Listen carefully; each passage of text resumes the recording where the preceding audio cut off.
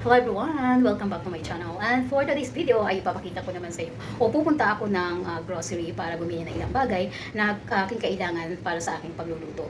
At ipapakita ko sa inyo kung ano yung mabibili ko or mag-share ako ng ilang bagay, okay? Pero malabo na may share ko kung ano ang nasa loob ng grocery dahil ang grocery ito ay hindi pinapayagang mag-video ang sino man at hindi allowed ang video.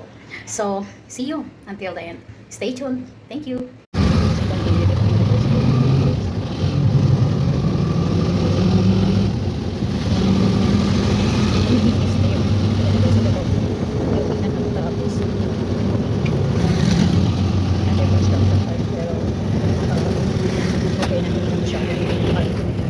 Masyadong madumi. Maliit siya, malinis na ako. Pero ang bagal pa yung pagkawa nila. Ito nga pala yung mga buses kasi nasakyan ko minsan. Papunta ng bus. Pero ngayon hindi ako nag-bus kasi sobrang init. Hindi ako maglakad. So, hagyan ko na lang ako yung apps ng mga rides sa mga bus na. At hindi na masyadong mamahal ng mga pag-kera ko ng mga men, mas mahal sa delivery.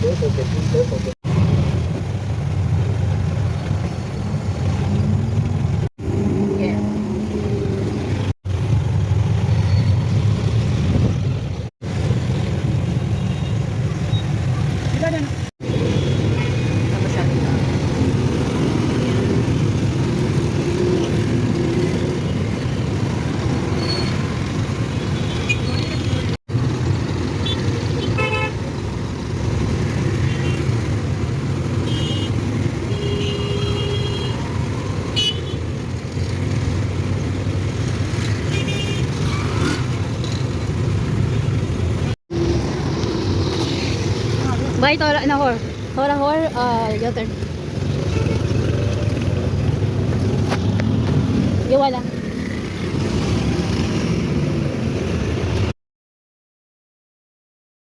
Nandito na ako sa bahay at ito nga yung mga pinamili ko. Ang init sa labas, grabe, sobra. As in, sobrang init. Grabe.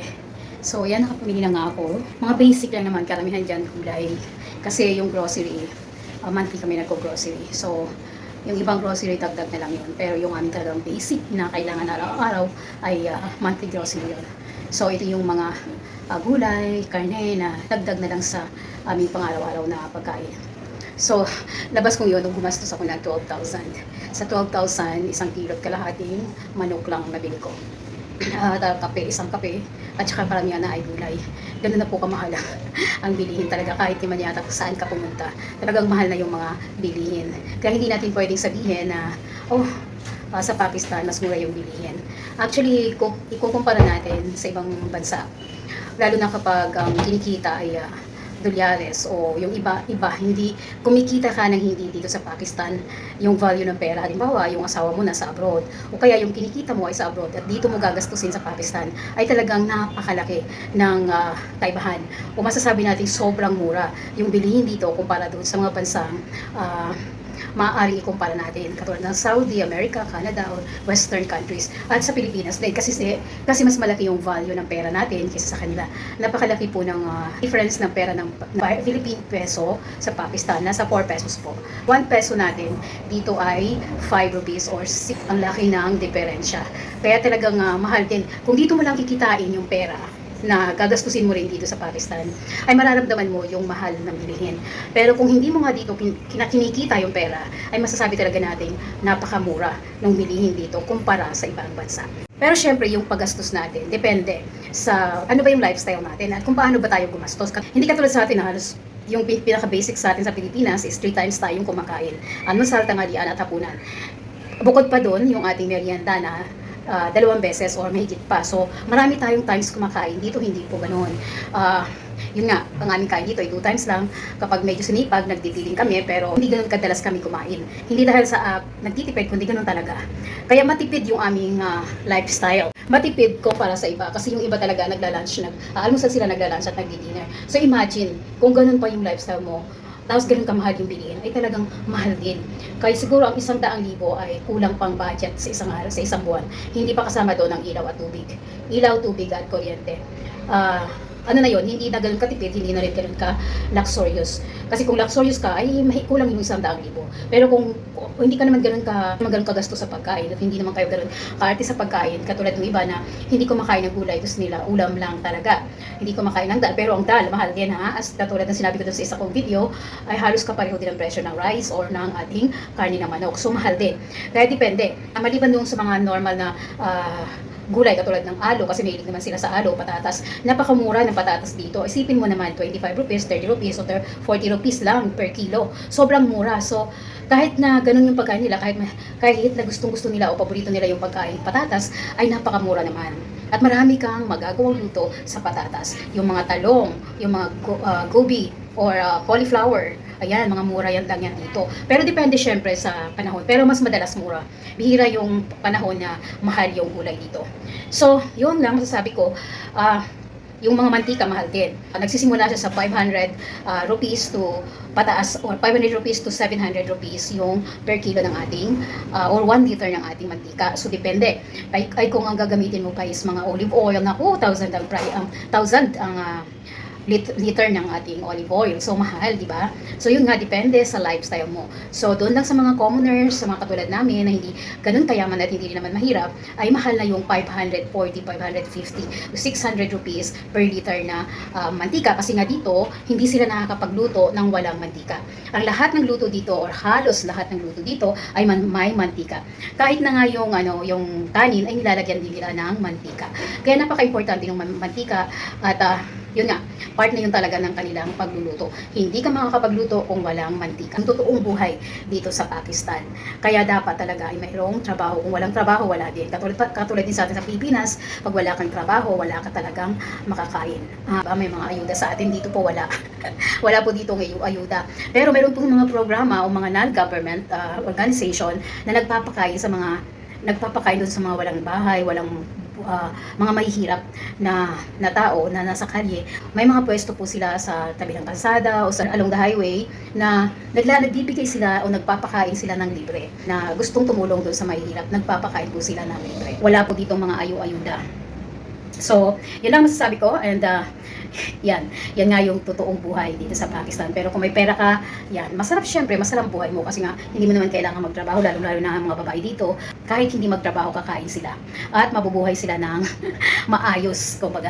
Kasi lahat ay provided ng ating mga asawa. So nasa bahay lang tayo para mag-asikaso ng ating pamilya. Yan, kumbaga nasa iyong sarap, nasa asawa mo ang hirap. Dal, dal, kalahating kilo lang yun. Tapos itong ating salt. Okay. So, Himalayan salt yung gamit namin.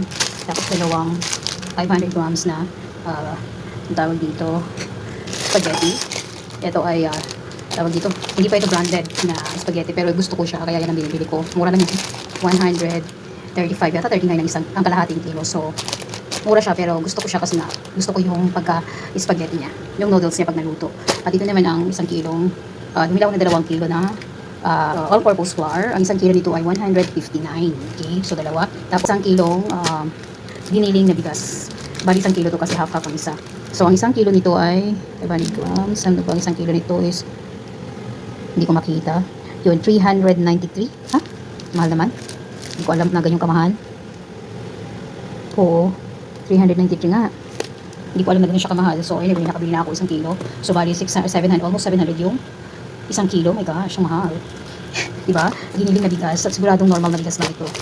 Hindi ko kasi na-check kung magkano yung price na nakalagay na nabili ko. Pero anyway, yun nga, 1 kilo. Tapos ito, cocoa, okay? Or cocoa, yung tawag sa atin. Tapos bumili ako ng Knorr, okay? Itong Knorr na to ay 300 plus. 393, 6 pieces. Kasi naka-promo. At ito naman ang fish cracker, macaroni, yan, pang sopas. Kasi sobrang init, kaya bumili ako nitong drinks na to. Yan, bumili na ako na 5 kilong sibuyas, 69 or 65 per kilo. So 5 yung binili ko at bumili din ako ng patatas. Yun nga, 35 per kilo. So, bumili ako ng 5 kilo din sa patatas. Ang mura ng patatas, mura pa rin. Kaya minsan talaga sobrang mura. Ulang na lang pamigay nila. Ito, kamatis, 79 rupees per kilo. Yan. So, bumili ako ilang kilo. So, 4 na kilo yata o 5 kilo, hindi ko alam. Yan, basta yan. 79 rupees per kilo. Chicken, giniling. Ano siya, 1.5. So, 1,500. So, dahil sobra siya, 1,000 na, halos 1,600 siya. Hindi ako nito, kadu, or sa ating upo. 2 piraso lang kasi, konti lang kami kumain. Tapos, ang lemon, mahal ngayon, 445 per kilo. Kaya bumili ako ng 1/4 lang, or may siyang 1/4, basta yan. Bumili ako ng ganyan. Ganyang karami, may siyang 1/4, okay? Pero ang kilo niya is 445. At ito naman, ang kilo ay 159, kamote. Ganito kasi yung kamote dito. So, bumili ako ng 3 piraso lang. May 1 kilo. Mahigit kalahating kilo. Pero kulang sa 1 kilo. Tama lang yan sa amin. So, ito naman ang cabbage. Isang cabbage lang. Ang cabbage, ang price ng cabbage ngayon ay mura. 49 rupees lang per kilo. So, minsan talaga sobrang mura yung mga gulay dito. Bumili na ako ng gabi, 120 per kilo. Pero online, sobrang mahal, 200 plus, 229 ata. Basta mahal online. Pero sa Impias, ito ay bili ko isang lang, 130 per kilo. So, bumili ako more than 1 kilo. Ito ay nasa 70 rupees. Okay? Ito naman ang luya. Ang luya ay nasa 400 plus din per kilo. Pero bumili ako ng 1/4 lang. Kasi hindi na siya ganun ka kailangan, di ba? Minsan lang kailangan. So, ito pa, bumili din ako ng 2 piraso lang na carrots. Ihahalo ko sa giniling. Presyo ng carrots ngayon ay medyo mahal, nasa 154 per kilo. And ang ating talong ay 74 rupees per kilo. Mahigit kalahating kilo at ito ay 50 rupees lang. And ito naman ang ating, ganito ang ampalaya dito, yung mapait na ampalaya, sa ating Tagalog na ampalaya. So, binabalatan nila yan. So, bumili ako ng 1 kilo at 105 per kilo. Spring onion. Yan. Bumili ako. Medyo mahal ngayon ang kilo ng spring onion. 124 siya. Last time, 195 rupees lang per kilo. Pero ngayon ay nasa 124 per kilo na. So, syempre, hindi naman tayo bibili ng ganun karami. So, half lang yung binili ko. Para hindi naman nasasira. Kasi malapit lang naman kami sa Impias. So, yan yung mga vegetable. Kasi sobrang init. Kaya bumili ako nitong drinks na to. Yan. Bumili na ako ng 5 kilong sibuyas. 69 or 65 per kilo. So, 5 yung binili ko at bumili din ako ng patatas. Yun nga, 35 per kilo. So, bumili ako ng 5 kilo din sa patatas. Ang mura ng patatas, mura pa rin. Kaya minsan talaga sobrang mura. Ulang na lang pamigay nila. That's all for today and thank you so much for watching. And if you are new to my channel, please don't forget to subscribe. See you on my next video. Bye!